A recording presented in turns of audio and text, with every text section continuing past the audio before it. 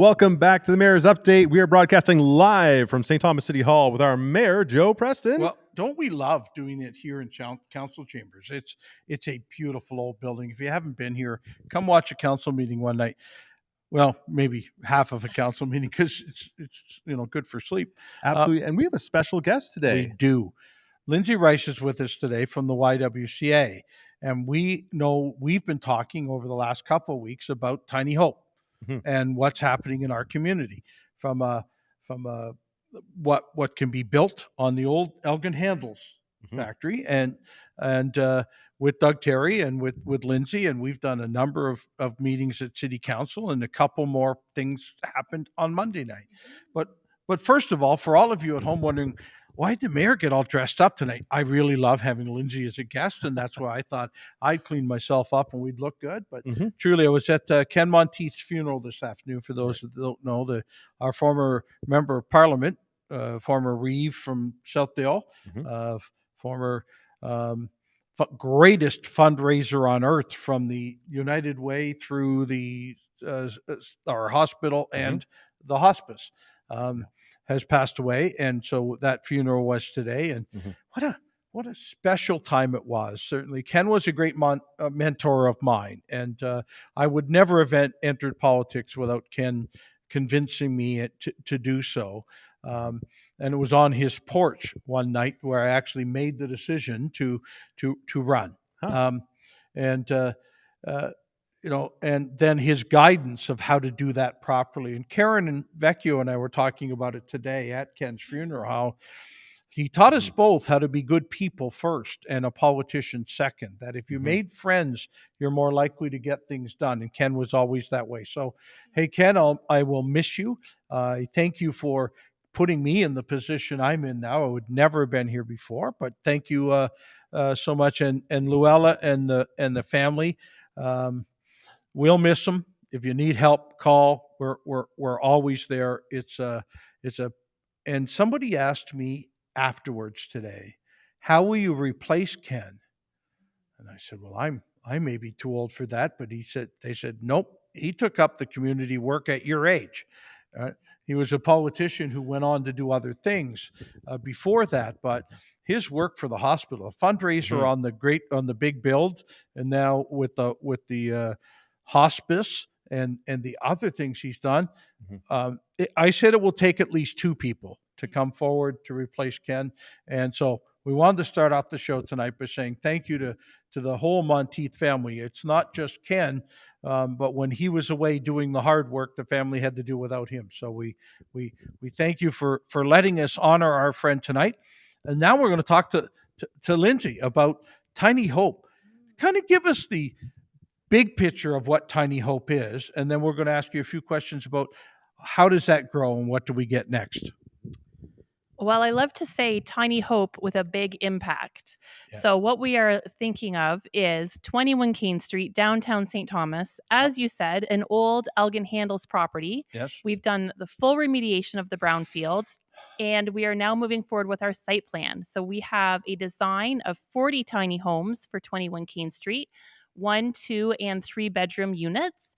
Yep. And also on the property will be a great program house for the YWCA to offer one-on-one supports and services, group-based workshops, events and activities for residents of the property, a collective teaching kitchen, and then also these really great gardens, fruit and vegetable gardens, edible landscaping, and a recreation space for some basketball and some more space for families and children to play in our naturalized playground. So the property really has many amenities that really bring to life this sense of community, the sense of belonging, and a really great place of health and wellness. And we talked here in this chamber when we had the open meeting, the council meeting, about the review of the property, the changing of the zoning, about how this is a neighborhood we're building. It's not a home. It's not 40 homes. It's not a bunch of other stuff. It's a neighborhood that, unlike what St. Thomas has seen in a couple of decades, we don't build neighborhoods the same way anymore. And this is really quite a unique thing. It really is innovative. And Doug Terry came to the YWCA a few years ago now with this idea, with this concept of building this small community, these Yep. tiny homes together.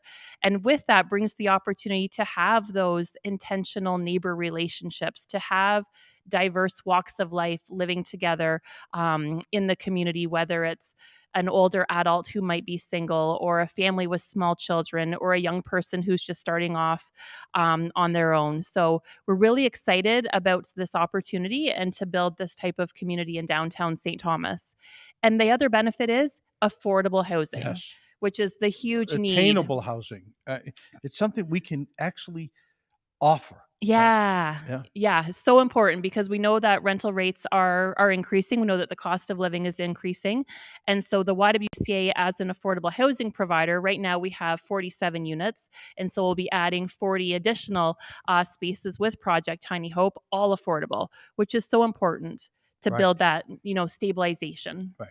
And as you know, our community, our city has been working on that type of supportive housing and a way to get people into a house that will serve them, help them with mental health or addictions. Or housing is so important. This Housing First initiative we've been talking about for my whole 4 years as mayor is coming to fruition in some really neat ways. Yeah. Look, I want to speak a little bit about Doug Terry, and I know Doug isn't here to defend himself tonight, but he started off with some hope projects, both in the Caribbean after a hurricane, and they really went out of their way to go help people rebuild the hope in their lives. And then a build here in St. Thomas of a whole house in like 53 minutes or something, whatever it took them to do it. Again, a hope project. Yeah. And Tiny Hope is an extension of that. I know he and I have talked. This is building of a neighborhood for people in need, and of the right size homes to do this. Many of us are minimalizing our lives now, and so it makes sense. But Doug would like to also move this into a commercial piece where we can build some homes of these sizes mixed into some of our real builds in neighborhoods. This will be a great test to show us how does this work. And the generosity of the Terry family, and Doug in particular, has been over the top. We could not do this without him, and we need more of that too. I make a joke all the time about our housing in St. Thomas, that you can't wipe the smiles off our home builder's face. I've tried to hold them down and wipe the smiles off. It does not work. But Doug is the essence of this in our community too, and so that's a good part. Let's go to let me do a trivia question, right? And since we have Lindsay with us tonight, we've asked a couple of YWCA trivia questions. In what year was the YWCA in St. Thomas founded? And we'll accept the year it was founded or the year it was incorporated. And then what year was the YWCA building built here in St. Thomas? Okay, well, you've all scrambled to Google and quit watching us, so we'll ask. That's true. We'll ask some more questions. Lindsay, it's 40 units of varying sizes. Some single, one bedroom, some two bedroom, and even 3-bedroom tiny homes. This is really quite a neat loft concept that we've come up with. Yeah. But I think it's really the stretch of the future. It truly is what we can do with smaller families or singles and what we need the most of. We've been looking a lot as the city of St. Thomas for 1-bedrooms and 2-bedrooms, because that's been a huge demand to us. But that doesn't preclude the 2-bedroom and 3-bedroom need in our community. So I'd like you to speak to that just a little. Absolutely. And so we've really seen an increased demand, specifically through the YWCA phone calls, of families looking for affordable housing, looking for that 3-bedroom model. And so that really cropped up mid-COVID, with that pressure point when the real estate really changed and that whole piece shifted with rentals and things. And so we knew right away that we wanted Project Tiny Hope to be part of that solution. And so adding in 3 bedrooms was really important to us. And so we are looking at dedicating 50% of the units to women and women-led families, 25% of the units to youth 16 to 24 years old, because we're really invested in preventing youth experiences of homelessness. Right. And then also 10% for folks who are Indigenous. And so with that model, we will have supports and services tailored to the individual or to the family to support and do those wraparound supports for Right. housing stabilization and life stabilization, so that, you get settled into your home, you start, working on the next steps and goals that you might have, whether it's, okay, I want to go back to school. I want to, get into this field. I need training. I want to work on my resume. All these next steps that help build economic security. Well, Yeah. and that's perfect. I mean, Yeah. how can we do any better than this? As a community, we can, I know, and Grayden and I talk about this all the time. We've got to get this supportive housing finished. Homelessness is the greatest curse in our community right now. How do we move beyond that so that we can then say attainable housing? Affordable housing is the next step, but I'm Yeah. not certain we can talk about it till we build to zero on homelessness. Yeah. And the work that you've been doing on the YWCA and yourself has been doing on youth homelessness is above and beyond. And look, I don't want to take away from the Youth for Christ group that does do some of our youth too, but because this community, we work together Yes. on a lot of these things. But if you hadn't drawn up the youth protocol to the degree it was, we wouldn't know where we were, where the hardship was on that. Right? That was a big turning point. Absolutely. Yeah. What is the youth protocol for anyone who doesn't know? Well, when someone in that age group, the 16 or less, and arguably a year older than that, comes to one of the sheltering places, whether it's through Lindsay at the YWCA or even to the inn or to the Youth for Christ group, and they're better suited to be sheltered with youth instead of with our general population, we can bend the criteria, move the criteria to be so that youth are being sheltered in a different way and have a way of moving towards housing in a quicker way. Or one of the greatest parts of the protocol is perhaps returning them to the home that they left. Yep. Right? Family reunification. Yeah, the family reunification is such a great piece for youth that, and again, it may take a couple of times, right? Much like our dealing with addictions or other problems too, it's not a universal one time fits all or one size fits all.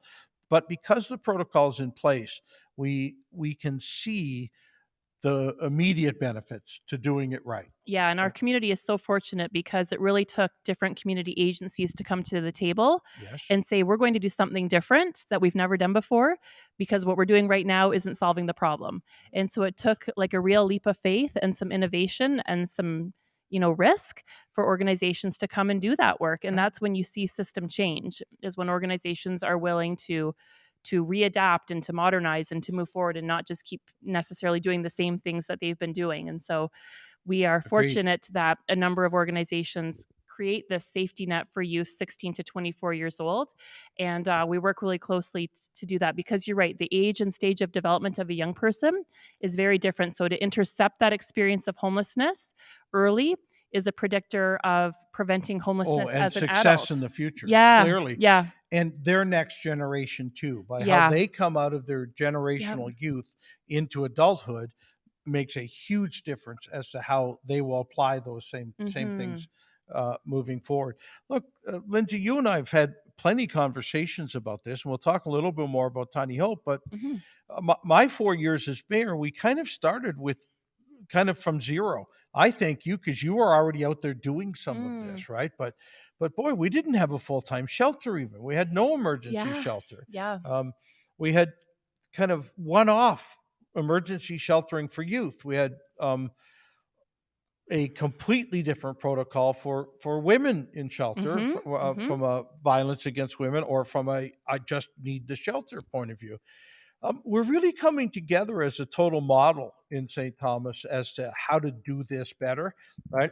And I can only smile at the other groups that have come to the table and said, we can do that too. We can do that too. We can help, right? And we're having some fun with the Built for Zero model on our homelessness, and we'll be making some other announcement in the next week or two. But as we build what we need, including the city's contribution to the Tiny Hope project, this is building the numbers that we need to make this happen, to get to zero, to build for zero. Some of the people in there are of a different need than straight homelessness, and we're happy to say, but that's a good thing. And speaking of contributing, you're looking for people to contribute to help finish the Tiny Hope project. We are. We certainly are. So as you can imagine, building 40 tiny homes and a program house with amenities on the property, which are so key, costs a whole lot of money, millions of dollars. So we are in need of donations. Of course, we know the most recent donation from Doug Terry Homes of $500,000, which is absolutely incredible. And that keeps getting us closer and closer. But there is still a large funding gap of millions of dollars.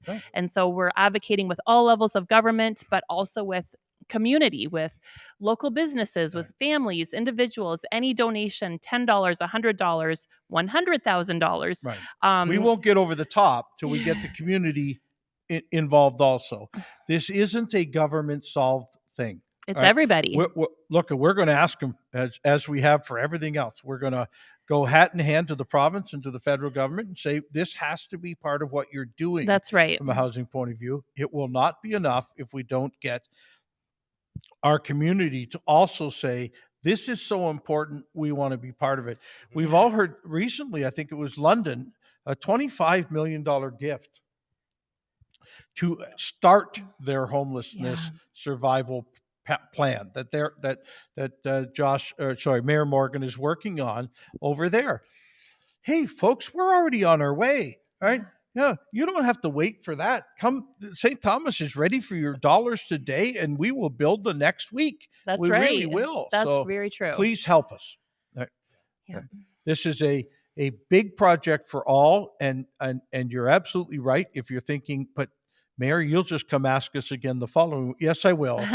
Yes, I will. Until we've solved homelessness to a zero point in our community, we'll always look for groups like the YWCA Sanctuary Homes and Doug Terry and what they're doing on Tiny Hope, and we won't quit doing what we can do too.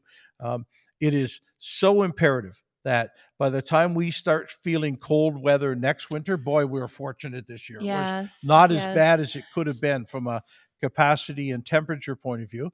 But as 45 units open on Queen Street and we start our next building and Tiny Hope gets started, we will be, and I'll say, I was part of a meeting the other day where we kind of grabbed onto the provincial government and said, hey, maybe you don't know what we're doing here yet. Here's a folder. Yes. Right? Way to go, Lindsay. It was fantastic to share it. Look, we don't get it done if we don't ask, and I'm becoming a little more forward in my asks. All right. When it has to do with St. Thomas, and I know Lindsay and Doug Terry have done the same thing with it also. Okay. But it doesn't solve all of our problems, but we've decided and determined through groups that this is the biggest thing we have to work on. Can't work on number 2 till we've got a lot of number 1 done. It's got a huge trickle effect. Housing has a huge trickle effect in community and building healthy communities and setting people up for success. Right. Yeah. Well, and as you've said, this isn't necessarily exactly the same as the supportive housing concept with Indwell, although fantastic for them and what they've been able to do. But as we employ more people, get more jobs in St. Thomas, many of the people we're talking about in Tiny Hope would be just over the top. Oh boy, more employment, other things we can do, right? It's the right way to go. Exactly. Absolutely. And it's really interesting as well because like different people need different housing accommodations. So it's easy to say, well, they just have a room or whatever, right? But you're actually building in St. Thomas, the city as a whole, and yourself and Indwell, they're building different apartments. Like you're saying, you've got a 3-bedroom home for some of the people that need it. And with the Tiny Hope, it's taking up a little bit more space, but it's giving people that maybe need that space, the space they need to be able to be supported and move on to the next stage of their life, which is really exciting. And it's really cool to look at the other studies from other places like Finland, for example, and see that we're actually doing this stuff in St. Thomas. Yeah, it's really innovative and really exciting for St. Thomas to be home to Project Tiny Hope and this model. And it really will create that sense of respect and dignity, and people are going to thrive. And that's exactly what we want. Absolutely. if I can share another thing we learned this week, um, uh, Doug Terry Holmes has done a great job of the design of how this works, Yeah. and built net zero homes and a lot of the great pieces that come with tiny homes that work well. And they're leaving this open for all other communities, all other builders, anybody else who wants to do the same thing. Here's the design. Here's how we came to it. Right. It is. I see so many communities across Canada saying, we want that. We can do that. That's easy to do. Yeah. It's a little bit of fundraising and a whole lot of hope. Yes. And so Yes. that's, but it's such a great thing to have our Doug Terry, I'll claim ownership of him right now, wanting to move forward and share with the rest of Canada how to do this right. Now, Doug and I have also had conversations about how we can make those same homes available from a commercial point of view, and we'd love to see us get there too. We call them first and last homes. The first home someone can afford, obviously, something in the tiny hope piece, and then as somebody becomes more senior, then it may also be exactly what they need in a last home too. So we'd love to see us be able to do that too. Hey, what have you got for answers to our trivia questions? So we've got the correct answer for when the YWCA was built, which was 1928, and of course that was Sharon Montgomery Anderson, one of our stellar trivia people. She's great at these answers. Awesome. Yeah, but we don't have anybody who has given a date for when it was founded / incorporated. So we're still waiting on that one. I'm going to move the ticker off though, so it's not annoying people. Okay. All right. We've only got 8 minutes left. Wow, that was we've had a whole full show tonight on Tiny Hope. And what would be wrong with that if we did? But there's a couple things I just wanted to also share, and with Lindsay here, even some of the things we're trying to do. Remember that keeping track on the city website is the new way for us to share what happens here in this room at council. We heard during the last election, well, we don't hear enough. Well, first of all, we broadcast every council meeting, and now we do a great keeping track. And Tiny Hope was only mentioned 2 or 3 times at council on Monday night. So it's another reminder to you. Right off the top, there is a number of free tax clinics happening at our library. Now, I don't have the whole list in front of us, but you go to the library's Facebook page or the city's Facebook page. In our country, if you don't file your taxes, you miss out on so many great ways that you can be helped, both from our federal government or provincial government. And so many people, when I was the member of parliament, used to come to the office and say, well, I didn't get this, and I didn't get, yes, but you didn't file your taxes, right? Well, I don't want to pay. Well, no, if you just file, you're not likely to pay, and you're also about to get all of the benefits of that. So please, we'd love to remind you that I think the library put it out, and there was a number of days about when free tax clinics could be, and you get to just walk in. And there are other people in town that also offer free tax clinics, but I wanted to start with that now that it's starting to be the middle of February. You can start getting all of your tax pieces in. That would be fantastic. Just a bit of a teaser, the CMHA, a great group who also helps us with a whole lot of problems or projects, the Canadian Mental Health Association and Addictions Thames Valley, and a fundraiser for them using the St. Thomas Police and the Toronto Maple Leafs alumni for September 9th coming up. So you don't have to rush out and get your tickets yet, but if you want to see some of the great former Leafs, like I do, September 9th is the date. But if you're a business in town that wants to be a corporate sponsor of this event, excuse me, reach out to us, please. Reach out to the CMHA. We had our first meeting this week and already have some sponsors going, but we really need your help to make this a benefit for CMHA. Right? And boy, it was fun we hadn't done it for 2 years because of COVID, but the 3 years before that, there was some great Leaf alumni games that we did. They play our police, and we find handcuffs work on some of the, so we will continue that. There's a neat VIP program. And that gets you to get in with the Leafs and have dinner with them before the game. Ooh. There's Leaf for a Day. You can be one of the players on the Leafs team, and that will be an Cool. auction. And want to coach the Leafs, that will be an auction to get to be that person. Cool. Oh no, we're going to give you a lot more information on how you can help make this over the top. So thank you for listening to that. Did we find anybody else on the other? Sharon Montgomery Anderson has come through with 1902 for when the YWCA was founded and incorporated. Okay, Well done. so she goes into our February prize I'm gonna put it pack. right now. You're- She's 22. right. Grayden has a whole computerized. It helps us pick at the end of the month how they good. win prizes. So, Cool. yeah, and it's usually a nice print from Grayden or a gift certificate from a nice. local Wendy's. Nice. Are the prizes, and as we get more, we'll take other prizes too. If someone wants to donate, we would do it. But Lindsay, as we were talking about, you mentioned when you were sharing with us about Tiny Hope that it's also about local gardening. There'll be fruit and vegetables, and it's kind of self-sustaining a bit in the whole project. Now I know Doug's big on all of this stuff, but this is a neat way to create a neighborhood. Yeah, the whole part about being energy efficient and self-sustainable. So all of the homes will be built to net zero ready standard. And so I know Doug has jokingly said you can heat the tiny home with a candle, so to say, because it's going to be so it is that energy airtight. efficient. Look, so energy efficient, so low cost to heat, so low cost to cool.